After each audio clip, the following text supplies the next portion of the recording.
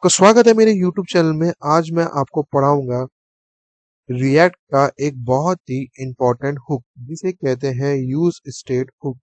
तो गाइस, मैं आपको इस वीडियो में ये तो नहीं बताऊंगा कि यूज स्टेट हुक की डेफिनेशन क्या होती है, मैं आपको बल्कि ये बताऊंगा कि यूज स्टेट हुक चलता कैसे है और क्लिक करने के बाद अगर काउंट जीरो है तो वो वन में कैसे अपडेट होता है, इसकी बिहाइंड द सीन्स क्या चलती है। यूज स्टेट हुक एक असल में एक फंक्शन है और भी इससे रिलेटेड बहुत सारी चीजें मैं बताऊंगा। धीरे धीरे आपको वो रिवील होगा जब मैं आपको पढ़ाऊंगा यूज स्टेट हुक। तो चलिए स्टार्ट करते हैं मेरी इस वीडियो में।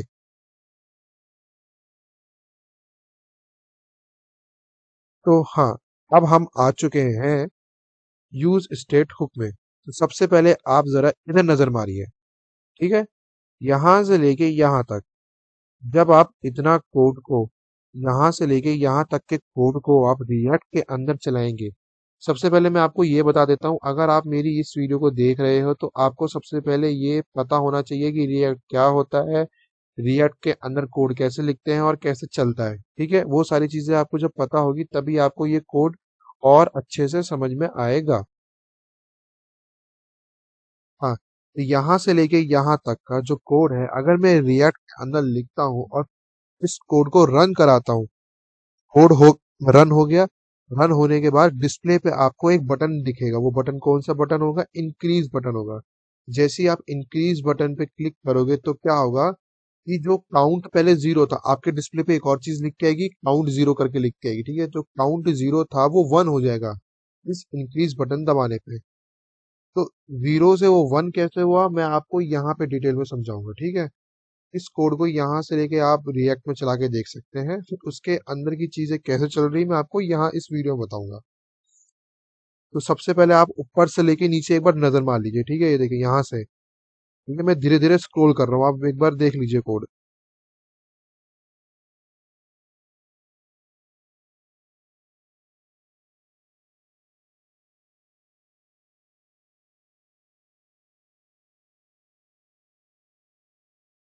तो देखिए क्या होता है कि हाँ, जब हम कोड को, जो हमने कोड अभी आपको दिखाया यहाँ से लेके यहाँ तक, ये जो ये वाला कोड है यहाँ से लेके यहाँ तक, इसको जैसे ही हम रन करते हैं, ठीक है, मतलब npm, फिर वो फाइल का नाम डाल के हमने जैसे ही उसको एंटर मारा वो कोड रन हुआ। अभी हमने क्या हुआ, बटन पे प्रेस नहीं करा, सिर्फ रन हुआ वो कोड। तो जो रन हुआ, उस रन होने की वजह से जो भी कंपोनेंट के अंदर चीजें लिखी हुई थी, वो जो चीजें अब रेंडर होगी, यूआई यूआई में दिखेगी, आपको डिस्प्ले पे दिखेगी। तो वो जो डिस्प्ले पे चीजें दिख रही है वो बिहाइंड द सीन कैसे चल रही है, मैं आपको एक यहाँ मैंने चेन बना रखी है, मैं आपको समझाता हूँ। देखो, ये रिएक्ट है, ठीक है, ये पहली लाइन में मैंने लिखा हुआ है रिएक्ट। एक मिनट, रिएक्ट है, ठीक है। रिएक्ट ने जैसी कोड चला, क्या हो गया, रिएक्ट ने कंपोनेंट को कॉल किया। उस कंपोनेंट के अंदर क्या लिखा हुआ था, उस कंपोनेंट के अंदर यूज स्टेट का मैंने एक वो बना रखा था, कोड लिख रखा था। ठीक है, अब यूज स्टेट कॉल हुआ। यूज स्टेट क्या है, एक तरह का फंक्शन है। अभी आपको मैं और अच्छे से बताऊंगा कैसे फंक्शन है वगैरह वगैरह। तो क्या हुआ, यूज स्टेट रन हुआ, ठीक है। यूज स्टेट ने कुछ रिटर्न करा। वो रिटर्न क्या करा, जीरो कॉमा सेट फंक्शन, ये SETFN लिखा हुआ है ना, सेट फंक्शन।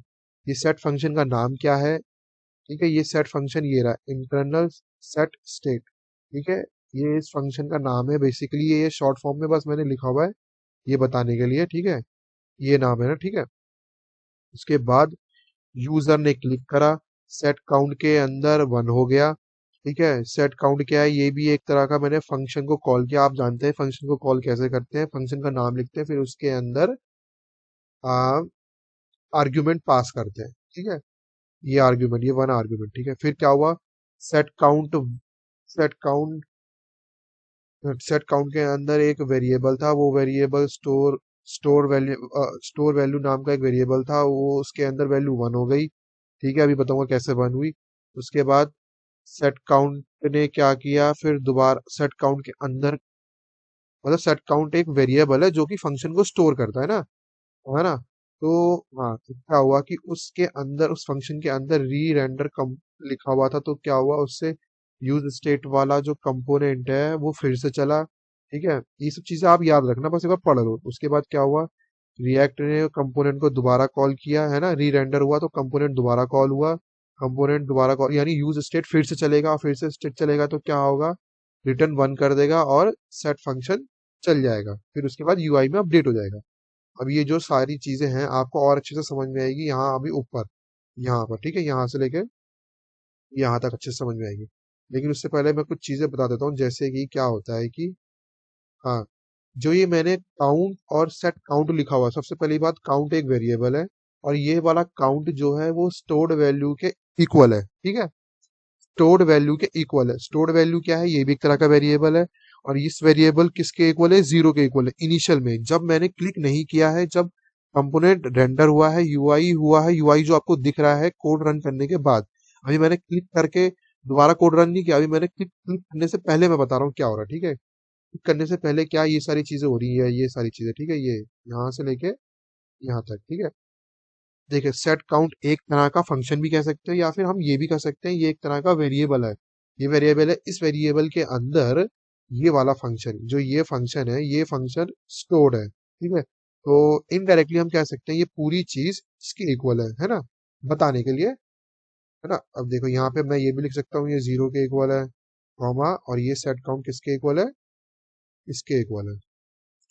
तो जब मैंने क्लिक कर दिया, क्लिक करने के बाद क्या होगा, स्टोर्ड वैल्यू वन हो जाएगी, काउंट वन हो जाएगा, और set count function, set count variable जो है वो इसके इक्वल रहेगा। ठीक है, बस ये दिखाने के लिए। तो यहां से लेके यहाँ तक की चीजें कौन इसको ऑब्जर्व या यूआई में अपडेट करता है, वो यूज स्टेट फंक्शन अपडेट करता है। ठीक है, क्लिक करने के बाद। तो अभी हम यहाँ पे आते हैं। हाँ, अब देखो क्या है, तो सबसे पहले क्या होता है कि यूज स्टेट के अंदर, ये देखो, यूज स्टेट के अंदर जीरो लिखा हुआ है। इस जीरो लिखने का मतलब क्या है आपको यहाँ समझ में आएगा। ठीक है, यहाँ पर समझ में आएगा।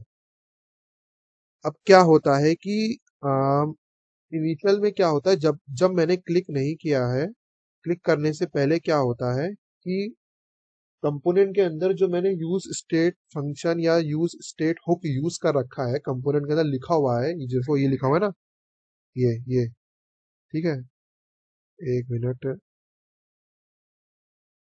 एक मिनट, हाँ, तो मैं क्या था, हाँ, क्लिक करने से पहले क्या होता है, ये जो मैंने जैसे ही कोड को रन किया, ये जो कोड मैंने यहाँ से लेके यहाँ तक, यहाँ से लेके यहाँ तक मैंने मतलब, हाँ, यहाँ से लेके यहाँ तक जो मैंने कोड रन किया, अभी मैंने क्लिक नहीं किया, सिर्फ रन किया। रन किया तो क्या होता है, यूज स्टेट फंक्शन कॉल होता है। ठीक है, और फंक्शन कॉल होता है, इनिशियल वैल्यू क्या है उसकी, इनिशियल वैल्यू जीरो, क्योंकि इनिशियल वैल्यू मैंने यहाँ पे देखो जीरो दे रखी है ना। ठीक है, तो इनिशियल वैल्यू जीरो हुई, इनिशियल वैल्यू यहाँ पे गई, इनिशियल वैल्यू स्टोर्ड वैल्यू में हो गई, और स्टोर्ड वैल्यू किसके इक्वल है, जीरो के इक्वल है। अब जीरो के इक्वल होने के बाद क्या होगा, ये रिटर्न कर देगा, देखो, है ना, ये रिटर्न ये कर देगा। अब ये रिटर्न ये करेगा तो इससे क्या होगा, देखो मैंने यहाँ लिखा हुआ है। ठीक है, रिटर्न इसने ये किया, है ना, यूज स्टेट, है ना, ये रिटर्न कर दिया, है ना। तो इसने क्या रिटर्न करा, इसने zero comma set function return करा, है ना। देखो यहाँ लिखा हुआ है ना, यानी ये internal state set state function ही रिटर्न हुआ है। ठीक है,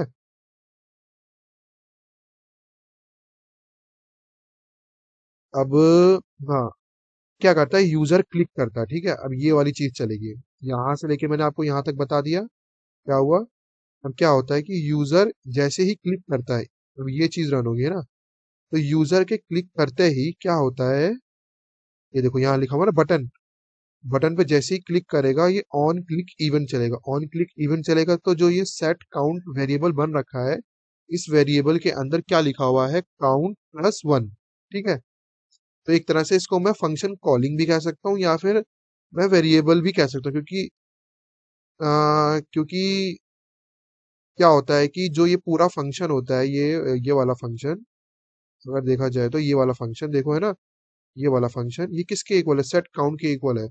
और सेट काउंट क्या है, एक तरह का वेरिएबल, इस वेरिएबल के अंदर ये वैल्यू ये वैल्यू है ना, ये वैल्यू देख रहे हो, काउंट प्लस वन। अब क्या हुआ, क्लिक करने के बाद क्या हुआ, यूजर ने क्लिक करा तो काउंट तो जीरो था, फिर प्लस वन हो गया, यानी इसके अंदर जो वैल्यू आ गई, वो वैल्यू क्या आ गई, इसके अंदर वैल्यू आ गई वन, है ना, ये वन हो गया। वन होते ही क्या हो गया, ये वन कहाँ पास होगा, ये वन पास होगा यहाँ, वो यहाँ पे वन यहाँ पे पास होगा, बेसिकली यहाँ पे पास होगा, लेकिन यहाँ तक पास होने के लिए यहाँ पे पास कैसे होगा, या पास ऐसे होगा, जैसे ही मैं क्लिक करूंगा तो फिर से क्या होगा, फिर से ये वाला कंपोनेंट फिर से चलेगा, यानी यूज स्टेट, यूज स्टेट फिर से चलेगा, यानी जब भी आप यूआई में या फिर आप कुछ भी चेंजेस करते हैं, तो मैंने क्या करा, सेट काउंट को मैंने चेंज कर दिया ना, तो एक तरह से मैंने स्टेट चेंज कर दी ना, तो स्टेट चेंज या मैंने कुछ भी चेंजेस परफॉर्म करे हैं, तो मैंने चेंजेस परफॉर्म करने की वजह से क्या हुआ, जो कंपोनेंट के अंदर जो भी हुक लिखा होता है वो फिर से चलता है। और फिर से चलने से क्या हुआ, देखो इनिशियल वैल्यू तो जीरो थी, ये ना, है ना, इनिशियल वैल्यू जीरो थी, आपको पता चल रहा होगा, और स्टोर्ड वैल्यू जीरो थी, ठीक है।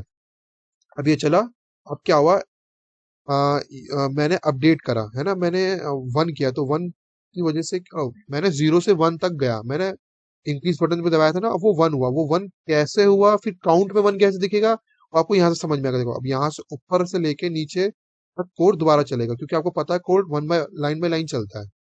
तो ठीक है, यूज स्टेट हुक दोबारा चला, चलते चलते यहाँ तक मैं पहुंचा, अब फिर मैं यहाँ तक पहुंचा। अब न्यू वैल्यू क्या थी, अब न्यू वैल्यू वन हो गई, ठीक है, न्यू वैल्यू वन हो गई, है ना, न्यू वैल्यू वन हो गई, उसके बाद न्यू वैल्यू यहाँ पे वन हो गई, वहाँ यहाँ पे वन होने के बाद क्या हुआ, स्टोर्ड वैल्यू अब वन हो गई।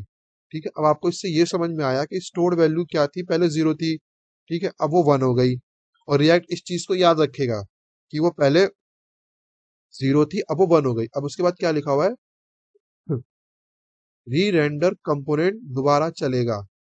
अब इससे क्या होगा, ये वाला जो देखो फंक्शन के अंदर मैंने लिखा हुआ ना री रेंडर, इससे क्या होगा, अब ये वाली जो चीज है, ये वाला फंक्शन, या फिर ये कह लो, ये यूज स्टेट हुक, ये दोबारा चलेगा। दोबारा क्या चलेगा, अब वो देखता है ना, क्या होता है कि ये दोबारा चलेगा, अब वो देखता है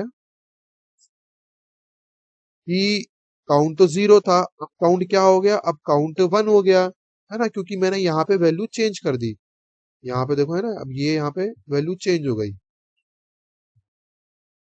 चेंज करने से क्या होगा कि